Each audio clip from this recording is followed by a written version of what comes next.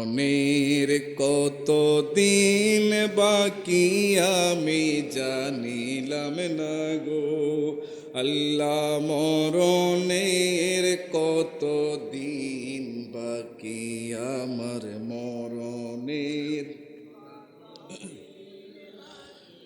আমি জানিলাম না গো আল্লাহ, মরণের কত দিন। এটা মহব্বতের আওয়াজ। আমাদের মরণ কার কখন হবে কেউ কি জানেন?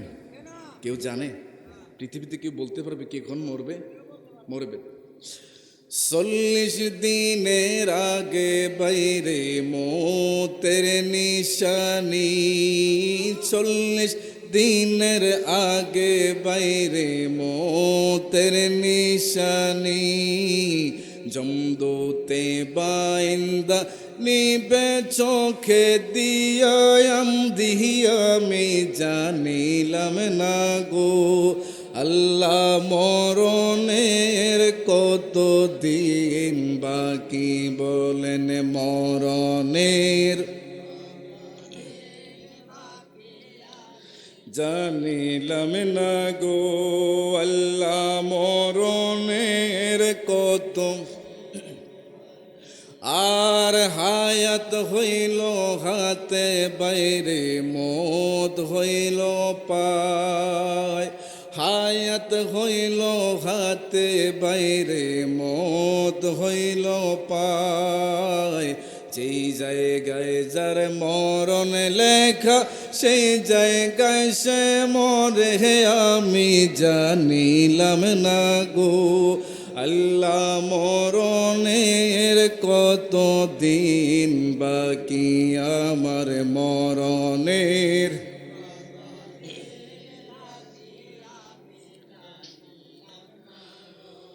আল্লাহ, মরণের কত দিন বাকি বলেন মরণের কত।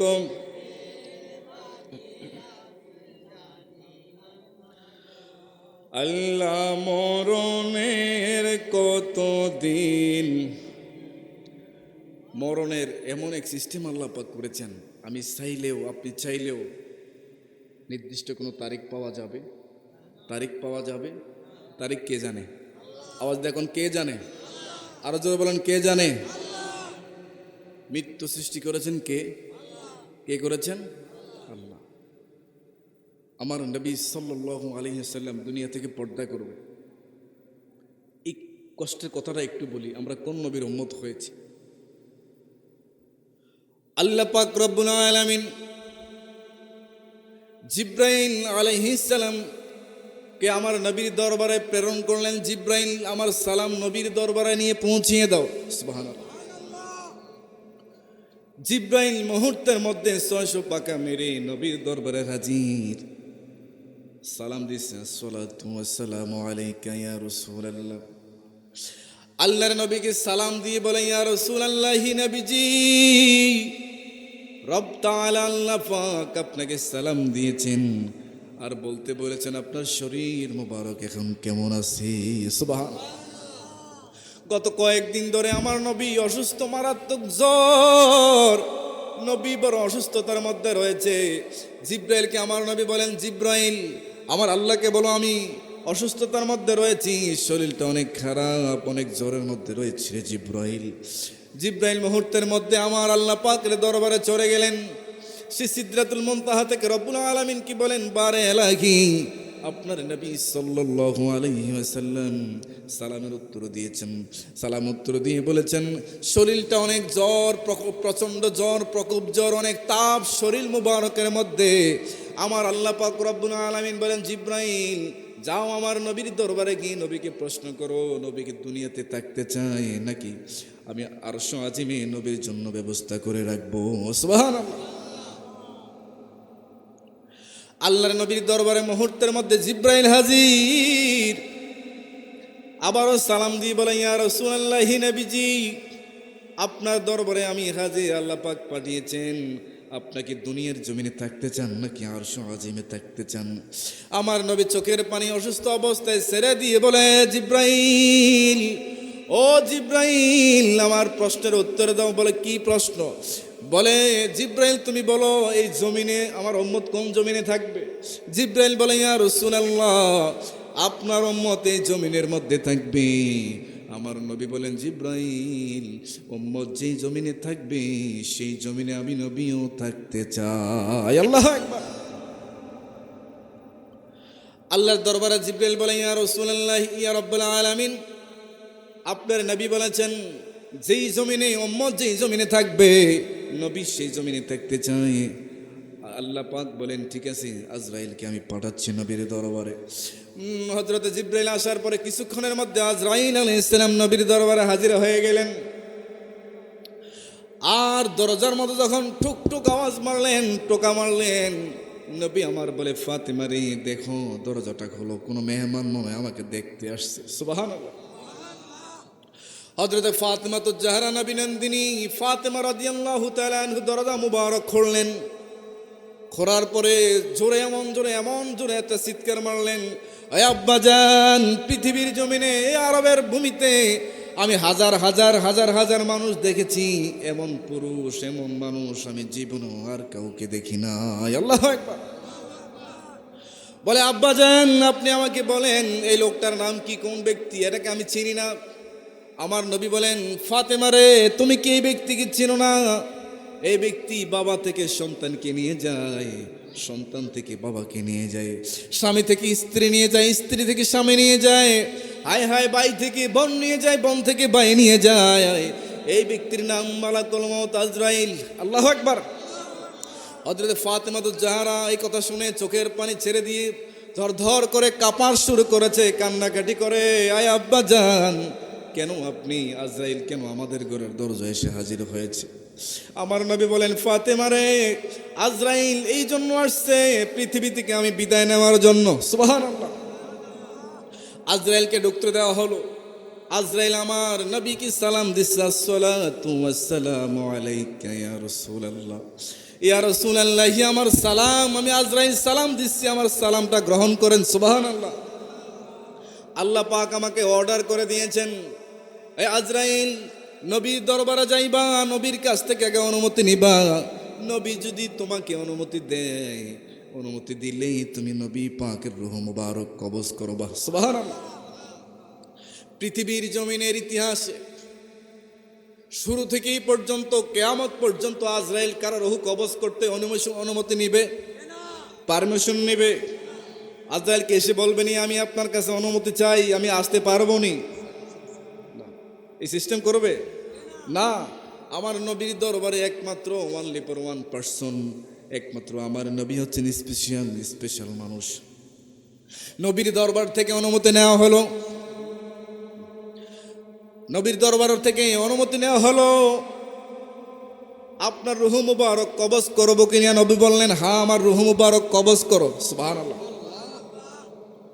এটা অনেক বড় লম্বা হাদিস, হাদিস থেকে অনুবাদ করে আমি আপনাদেরকে শোনাই, কিচ্ছা কাহিনী নয়। হযরত আজরাইল আলাইহিস সালাতু ওয়াস সালাম ওনার হাত মুবারক নবীর বুক মুবারকের মধ্যে রাখলেন। আমার নবী বলেন আজরাইল, ও আজরাইল কি জিনিস আমি নবীর বুক মুবারকের মধ্যে রেখে দিয়েছো? আমার কাছে মনে হয় 7 আসমান 7 জমিন আমি নবীর বুক মুবারকের মধ্যে রেখে দিয়েছো। আল্লাহু আকবার। হযরত আজরাইল বলেন ইয়া রাসূলুল্লাহ নবীজি আসমান জমিন নয়, আমি আজরাইলের হাত মুবারক আপনার বুক মুবারকের মধ্যে রেখেছি গো নবী। নবী বলেন তোমার হাত মুবারক যদি এত ওজন হয়, মৃত্যুর যন্ত্রণা যদি এত কষ্ট হয় রে আজরাইল, যে উম্মত এত নরমাল হবে, হায়াত হবে কম, দুর্বল মানুষ হবে, তাদের কষ্ট জানি কেমন হয়। হযরত আজরাইল বলে ইয়া রাসূলুল্লাহ নবীজি আল্লাহ পাকের কাছ থেকে আমি ওয়াদা নিয়েছি। সুবহানাল্লাহ কইতেন না? আল্লাহ পাকের কাছ থেকে আমি ওয়াদা নিয়েছি আপনার সব উম্মতের মৃত্যুর যন্ত্রণা একবারে কমিয়ে দিয়ে সামান্য মৃত্যুর যন্ত্রণা দেওয়া হবে। আল্লাহু আকবার। নবীজির রূহ মুবারক বের করে নেওয়া হলো। কোথায় রাখবে? উপযুক্ত স্থান নাই, উপযুক্ত স্থান নাই, আল্লাহ পাকের দরবারে রাখা হলো। আমার দেশের কিছু বক্তা বলে নবী নাকি মরে গলে শেষ হয়ে গেছে। আর তো আসতে কইবেন নি? নবী জিন্দা না মুর্দা? জিন্দা, হায়াতুন নবী নবী জিন্দা না মুর্দা? জিন্দা। আল আম্বিয়াউ আহিয়াউন ফি কুবুরিহিম ইউসাল্লুন। ইমাম বাইহাকি এই শিরোনামে একটা কিতাব রচনা করেছেন। আমাদের নবী নয় শুধু, সব নবী রওজা মুবারকে জীবিত, বরং আল্লাহর পক্ষ থেকে তারা রিজিক পায়। সুবহানাল্লাহ কইবেন না? আর যখন সুবহানাল্লাহ। ইমাম বাইহাকি, ভিডিও হচ্ছে, ইমাম বাইহাকি এই কিতাব লিখেছেন। আমাদের নবী তো অনেক উপরের কথা, আলা দরজা। নবী আমার মেয়ারাজে যাবে। একটু ওদিক আরেক পাশ থেকে কথা বলি। নবী মেয়ারাজে যাচ্ছে, মক্কাতুল মুকাররমা থেকে মেয়ারাজ শুরু। জিব্রাইল বলি, ইয়া রাসূলুল্লাহ, এখানে একটু সালাম প্রদান করেন। তো নবী আমার বললেন, আমি নজর করে দেখলাম, ওহুয়া কায়িমুন ইউসাল্লি ফি কবরিহি, মূসা নবী তার কবরে দাঁড়ায় দাঁড়ায় নামাজ আদায় করে। সুবহানাল্লাহ কইবেন না? মূসা নবী আমাদের নবীর ৪৫০০ বছর আগে দুনিয়াতে তাওহীদের বাণী, রিসালাতের বাণী প্রচার করেছেন। সুবহানাল্লাহ কোন? কত বছর আগে? ৪৫০০ বছর আগে। তো মূসা নবী যদি তার কবরে দাঁড়ায়া দাঁড়ায়া নামাজ পড়তে পারে, জীবিত না মৃত? জীবিত। মূসা নবী জীবিত না মৃত? জীবিত। নামাজ কি মৃত মানুষ পড়তে পারে? জানা। তো মূসা নবী যদি তার কবরে দাঁড়িয়ে দাঁড়িয়ে নামাজ পড়তে পারে, নবী আমার হায়াতে জিন্দেগিতে মেয়েরাজের সময়ের ঘটনা, মূসা নবী দুনিয়াতে আসছে ৪৫০০ বছর আগে, সেই মূসা যদি দাঁড়ায় নামাজ পড়তে পারে, আমার নবী মুর্দা না জিন্দা? জিন্দা।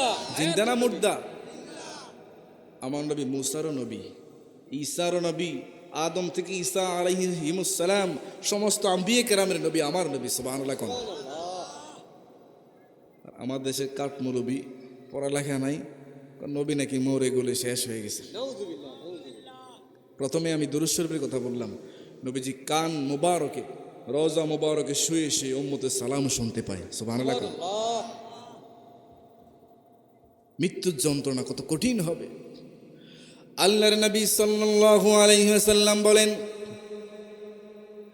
জীবন্ত একটা বেড়ার চামড়া যদি টেনে টেনে ছিঁড়া হয়, চামড়া যখন বের করা হয়, ওই বেড়া যে পরিমাণ কষ্ট পাবে, তার যে মারাত্মক কষ্ট হবে একদম জীবন্ত ব্যক্তির রূহটা বের করে নেওয়া। আল্লাহু আকবার। মৃত্যুর কঠিন যন্ত্রণা হবে। এখান থেকে বাঁচার কোনো উপায় উপায় কিন্তু আমরা সংসারের যন্ত্রণায়, পারিবারিক যন্ত্রণায়, পেটের তাগিতে কত রকমের কাজ যে করি, কিছু করি হালাল, কিছু করি হারাম, ডান বাম খুঁজি না। এই সামান্য জিন্দেগি, দুনিয়াতে মানুষ ১০০ বছর বাঁচবে, তার কোনো গ্যারান্টি আছে? জানা। কোনো গ্যারান্টি আছে? একটু সাথে কোনো গ্যারান্টি নাই। নাই। এই জন্য ক্ষণিক জীবন হারাম খাইয়া যে জীবনটা আমাদের চিরস্থায়ী আখেরাত, ওইটাকে নষ্ট করার কোনো সুযোগ, কতক্ষণ সুযোগ? এই জন্য মৃত্যুর যন্ত্রণা থেকে বাঁচতে হবে। বাঁচার জন্য কিছু ফর্মুলা রয়েছে। আল্লাহর নবী সাল্লাল্লাহু আলাইহি ওয়াসাল্লাম বলেন, যে ব্যক্তি ৫ ওয়াক্ত নামাজের হেফাজত করবে, কত ওয়াক্ত? যেই ব্যক্তি, যেই বান্দা ৫ ওয়াক্ত নামাজের হেফাজত করবে, দিকুল মাউত, আল্লাহর নবী সাল্লাল্লাহু আলাইহি ওয়াসাল্লাম বলেছেন, ৫ ওয়াক্ত নামাজ হেফাজত করলে প্রথম নাম্বারের পুরস্কার হলো মৃত্যুর যন্ত্রণা কমিয়ে দেওয়া হবে। সুবহানাল্লাহ। কিসের যন্ত্রণা? মৃত্যুর যন্ত্রণা কমাইয়া দেওয়া হবে।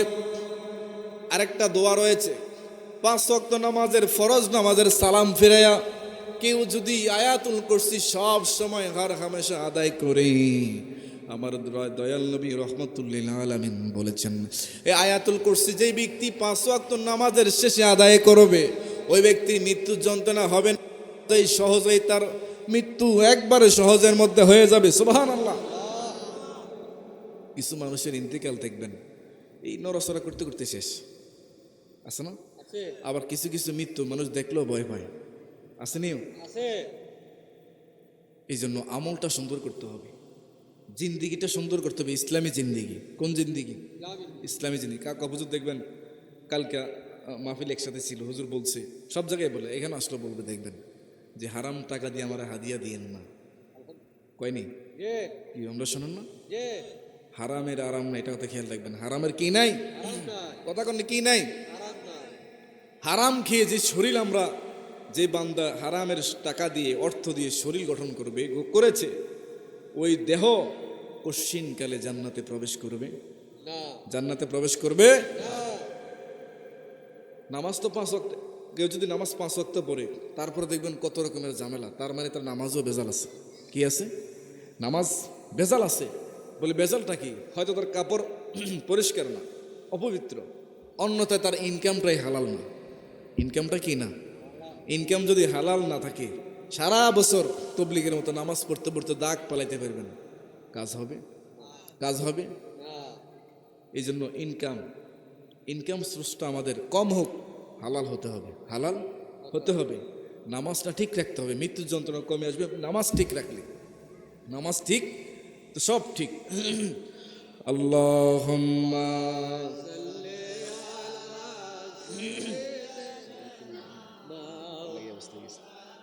মুহাম্মাদ ওয়ালা আলে সাইয়্যিদিনা মাওলানা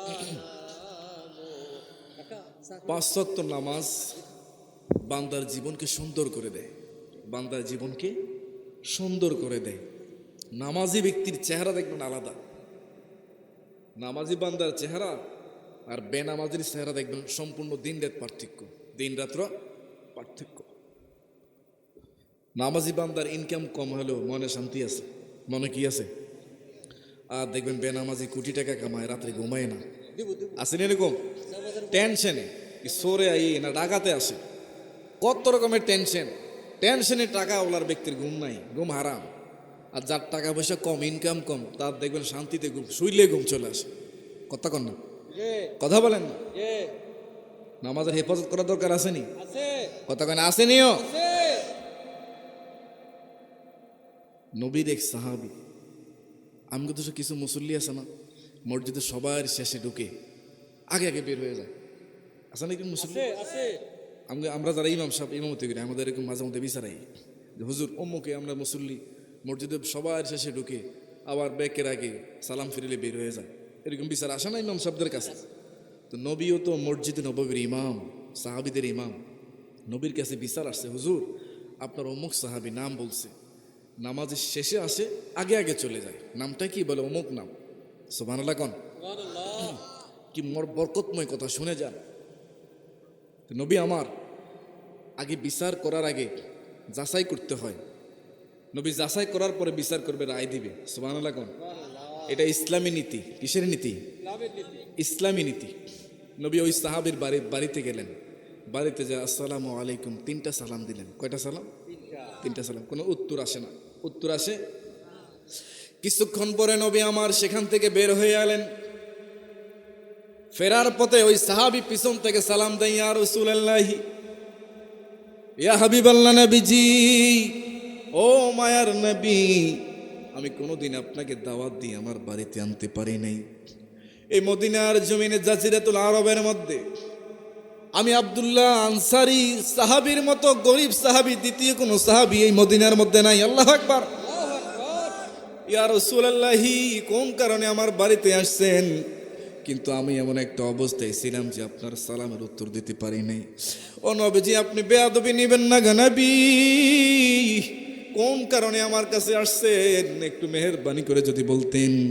নবী আমার রাগ হয়ে বলতেছেন, সাহাবীরে তোর বাড়িতে আসছিলাম, তুই নাকি প্রত্যেক দিন প্রতি ওয়াক্ত নামাজ দেরিতে মসজিদের মধ্যে প্রবেশ করো, আবার আগে আগে মসজিদ থেকে বের হয়ে যাও, কারণটা কি?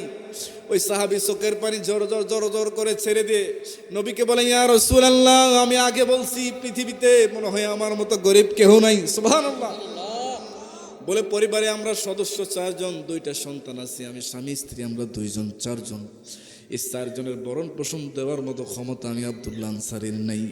ইয়া রাসূলুল্লাহ, 2টা সন্তান, ছেলে সন্তান, 2টা সন্তানকে ইহুদির খেজুর বাগানে কাজ করার জন্য চাকরি দিয়েছি। সুবহানাল্লাহ। ওখান থেকে কিছু টাকা পয়সা পায়, মোহর পায়, সেগুলো এনে আমি সংসার চালাই, কোনো রকম জীবনযাপন করি। ইয়া রাসূলুল্লাহি, স্বামী স্ত্রী আমরা 2 জন, কিন্তু আমাদের কাপড় হলো একটা। কয়টা? স্বামী স্ত্রী 2 জন, কাপড় হলো একটা, আমরা সবাই নামাজ পড়ি, কোনোদিন নামাজ 1 ওয়াক্ত নামাজ কাজা হয় নাই। সুবহানাল্লাহ। আমগো কাপড় কয়টা? কাপড় শেষ আছে, যে না, কাপড় শেষ আছে। যে না, এই এক শীতকালে শীতের জ্যাকেট, কোটি, ব্লেজার, কত রকমের কাপড় শেষ আছে, কিন্তু নামাজ কাজা। কি কাজা? কি কাজা? কথা কন না, কি কাজা? নামাজ, আমরা সবাই শুননি, বেজাল আছেনি, যে তো নামাজ তো আমরাই পড়বো, হ্যাঁ তারা কি নামাজ পড়বো নি? মাথা নামাজ আমরা পড়লে লাভ কি? আমরা ফললে তো কাজ হয়ে যাব, জি। কথা বুঝেন নাই? যে আমাদের কাপড় চোপড়ের শেষ নাই, কিন্তু নামাজের ঘাটতি আছে। কি আছে? কাটতি আছে। ঘাটতি আছে।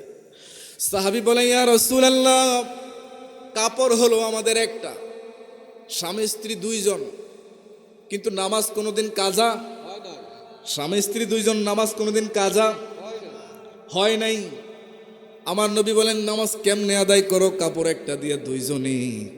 সাহাবী কয়, ইয়া রাসূলুল্লাহ, পিছনের দিকে নজর করে দেখবেন আমার একটা ঘরও নাই। সুবহানাল্লাহ। খেজুর পাতা দিয়া ঘেরাও করে রাখছে, বেষ্টনী করে রাখছে। বলে, হুজুর, মাঝখানে বিশাল বড় একটা গর্ত করেছি, গর্তের মুখ একদিকে, থাকার জায়গা আরেক দিকে।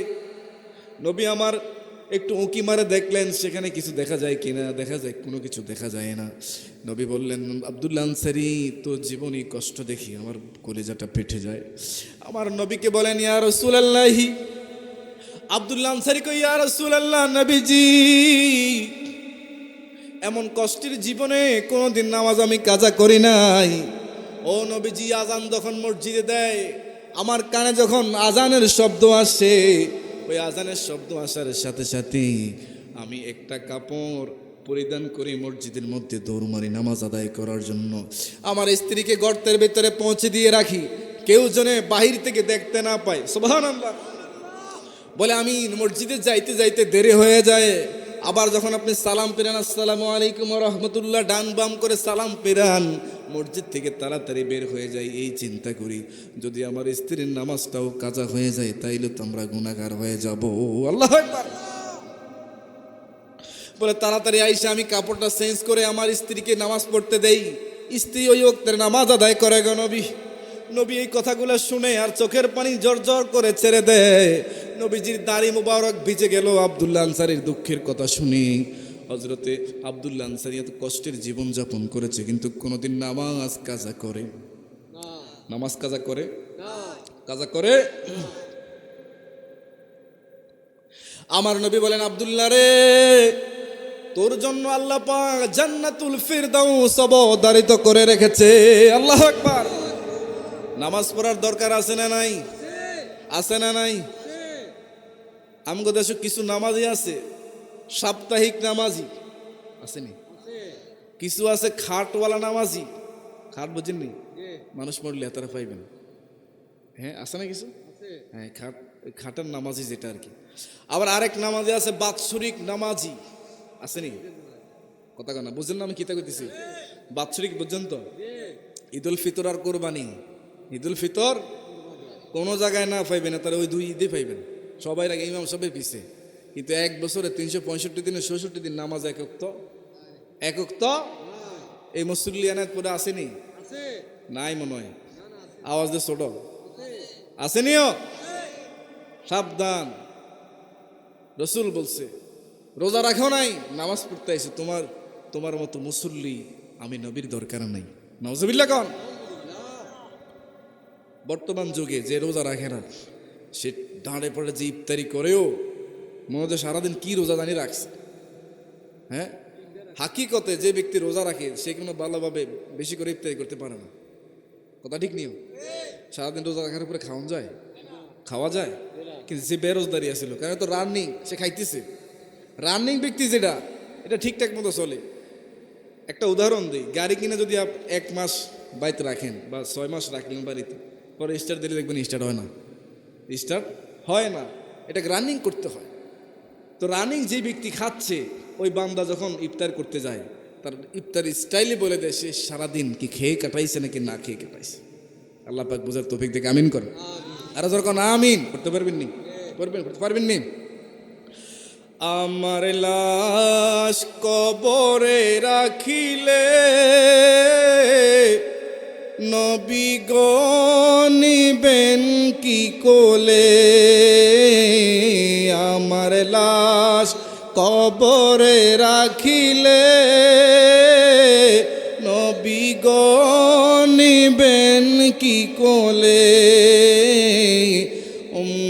উম্মতে বলে পরিচয় দিয়ে হাতে বুলিয়ে দিও কপালে উম্মতে বলে পরিচয় দিয়ে হাতে বুলিয়ে দিও কপালে এ হাসনাইনের প্রিয় নানা জন একটু দয়া করোনা ফঙ্কিলতার মহাসাগরী ডুবে যাচ্ছে মোর সফিনা সুবহানাল্লাহ কোন मैं कब्रे अंधेरी में घबराऊंगा जब तन्हा इमदाद मेरी करने आ जाना रसूल अल्लाह কবি বলতেছেন ইয়া রাসূলুল্লাহ যখন আমাকে কবরে রাখবে আমি ভয়ে ঘাবড়ায়া যাব ইয়া রাসূলুল্লাহ আমাকে সাহায্য করার জন্য কবরে আইসেন সুবহানাল্লাহ इमदाद मेरी करने आ जाना रसूल अल्लाह रोशन मेरी तुरबत को लिल्लाह जरा करना जब वक्त न जाए दीदार आता करना हे रसूल তোমায় ভালোবাসি অন্তরে শুধুই মুখে নয় জান্নাতের আশায় নয় হে রাসূল জাহান্নাম কেউ ডরে না তোমারি নাম শুনিলাম এই চোখে দেখলাম না এই সুর যদি শুনে থাকো আর দূরে থাকিও না হে রাসূল তোমায় ভালোবাসি অন্তরে শুধু মুখ নয় জান্নাতের আশায় নয় হে রাসূল জাহান্নাম কেউ ডরে না কবরের প্রশ্ন কয়টা করবে কথা কর না কয়টা করবে তিনটা প্রশ্ন করবে তিন প্রশ্নের মধ্যে ইমাম বুখারী বলে কিছু স্পেশাল কবর হবে কবরে প্রশ্ন করবে একটা কয়টা করবে একটা স্পেশাল বুঝেননি ওই তাগরলে আর কি না না বাতিলের লাই প্রশ্ন করবে একটাই বুঝছেন প্রশ্ন করবে একটা প্রশ্নটা হবে মা কুলতা তাকুলু ফি হক্কি হাজার রাসূল প্রশ্ন করা হবে পাস্ট কন্টিনিউয়াস টেন্স মাজি ইস্তেমরারি সিগা দিয়ে বলবে দুনিয়াতে এই নবী সম্পর্কে কি বলতে সুবহানাল্লাহ কোন